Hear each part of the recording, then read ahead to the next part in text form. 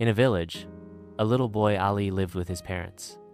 He was very mischievous, but had a very kind heart. One day there was heavy rain in the village. The river water was rapidly rising towards the village. Everyone was worried. Even big people were worried and couldn't do anything.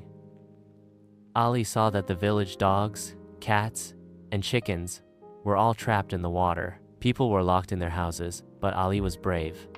He took a rope and went out in Che. He climbed onto the roof and started to rescue the animals. All the children were watching him from the windows and were surprised that such a small child could be so brave. When the water subsided, everyone saw that Ali had saved 10 animals. The next day at school, Master G gave Ali the Little Hero Award and told all the children that the real hero is the one who helps others, whether they are humans or animals. Ali was mischievous, but that day he showed that being brave of heart is the real virtue. Lesson: bravery does not depend on age. Helping others is the greatest strength.